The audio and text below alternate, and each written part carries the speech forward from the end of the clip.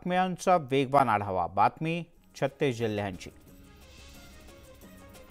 सुरुवातीला काही राजकीय बातम्या. राष्ट्रवादी पक्ष आणि चिन्ह अजित पवार यांना दिल्यानंतर शरद पवार गटानं आपले पर्याय निवडणूक आयोगाकडे पाठवले आहेत. शरद पवार गटानं नव्या चिन्हासाठी उगवता सूर्य, चष्मा आणि कपबशी असे 3 पर्याय दिलेत. पक्षाच्या नावासाठी शरद पवार काँग्रेस, मी राष्ट्रवादी आणि शरद पवार स्वाभिमानी पक्ष या पर्यायांचा समावेश असल्याची माहिती मिळते आहे.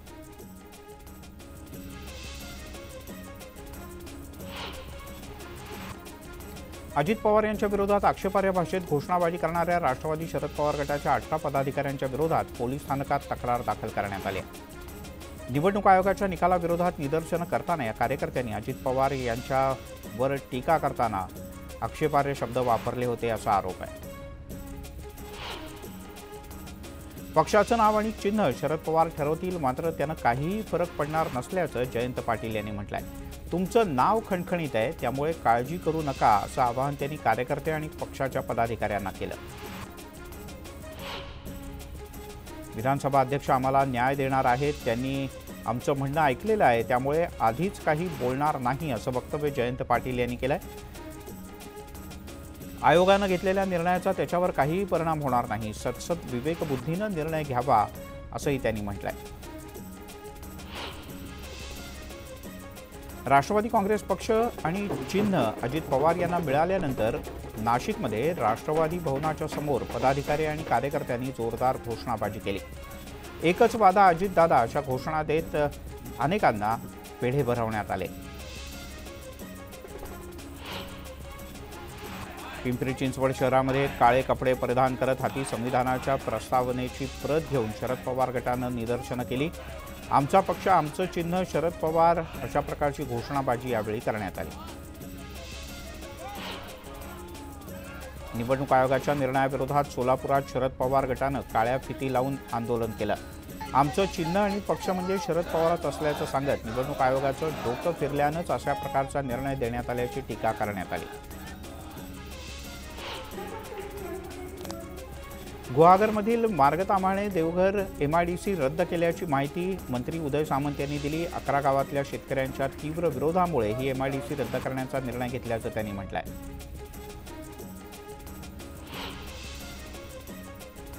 कणकवलीतल्या भाषणात राणे परिवाराबद्दल आक्षेपार्ह विधानं केल्याबद्दल भाजपच्या कार्यकर्त्यांनी भास्कर जाधव यांचा निषेध केला.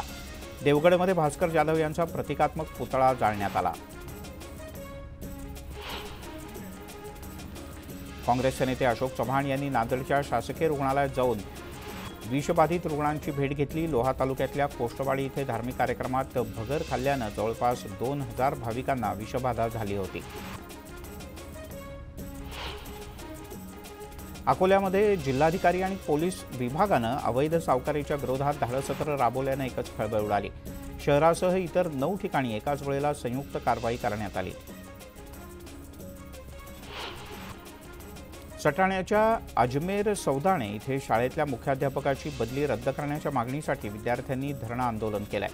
मधल्या सुट्टीत डबाही न खाता या विद्यार्थ्यांनी या निर्णयाविरोधात उपोषण केलं.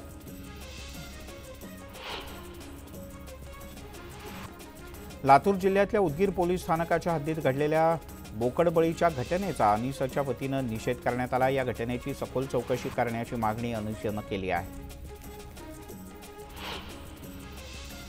डॉक्टर बाबासाहेब आंबेडकर यांच्या पत्नी माता रमाबाई यांच्या जयंतीच्या निमित्तानं बुलढाण्यात शोभायात्रा काढण्यात आली.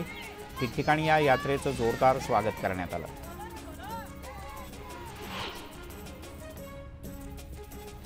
अंडर-19 विश्वचषक स्पर्धेत दमदार कामगिरी करणाऱ्या बीडच्या सचिन धसवर सगळ्या स्तरातून कौतुकाचा वर्षाव होतोय. सचिननं आमची सगळी स्वप्न पूर्ण केली, हा आनंद शब्दात वर्णन करता येण्याजोगा नाही अशा भावना त्याच्या कुटुंबियांनी व्यक्त केल्या. एकीकडे अधिकृत पक्ष म्हणून मान्यता मिळावी यासाठी राष्ट्रवादी पक्ष लोकसभा अध्यक्ष ओम बिर्ला यांना पत्र लिहिणार आहे, तर दुसरीकडे शरद पवार गट सुप्रीम कोर्टात जाण्याच्या आधीच राष्ट्रवादी काँग्रेसकडून कॅव्हेट दाखल करण्यात आला आहे. अजित पवार यांनी राष्ट्रवादी काँग्रेसच्या पदाधिकाऱ्यांना साथ घातली. आमच्याकडे येणाऱ्यांचं खुल्या मनानं स्वागत होईल, कोणताही राग न बाळगता त्यांचा योग्य सन्मानही केला जाईल असं उपमुख्यमंत्री अजित पवार यांनी शरद पवार यांच्यासोबत असलेल्या पदाधिकाऱ्यांना म्हटलंय आणि साथ घातली आहे. निवडणूक आयोगाच्या निकालानंतर आमदार रोहित पवार यांनी हल्ला चढवलाय. जखमी वाघ हा खूप घातक असतो, हे फुटीर गटानं आणि भाजपनं दाखवून हे जाणून घ्यावं असा इशारा रोहित पवार यांनी दिलाय. निवडणूक आयोगाच्या निकालानंतर रोहित पवार यांनी भाजपवर निशाणा साधला. काही दिवसांपासून भाजपनं संविधान बाजूला केलंय. भाजप दबाव तंत्राचा वापर करताय. राज्याचे अधिकार कमी करण्याचा भाजपचा प्रयत्न आहे, असा हल्लाही रोहित पवार यांनी चढवला. अजित पवार यांनी म्हातारपणी शरद पवार यांची साथ का सोडली? जी व्यक्ती त्यांच्या काकांची होऊ शकली नाही, ती व्यक्ती जनतेची कशी होणार, असा सवाल यशोमती ठाकूर यांनी उपस्थित केलाय. तर पुन्हा असंवैधानिक निर्णय झाल्याचा आरोपही त्यांनी केला. राष्ट्रवादी पक्ष चिन्हाचा निकाल अजित पवार यांच्या बाजूने लागल्यानंतर अशोक चव्हाण यांनी निशाणा साधलाय. निवडणूक आयोगाचा हा न्याय अजब आहे. जनतेच्या न्यायालयात योग्य निकाल लागेल असा इशारा सुद्धा त्यांनी विरोधकांना दिलाय.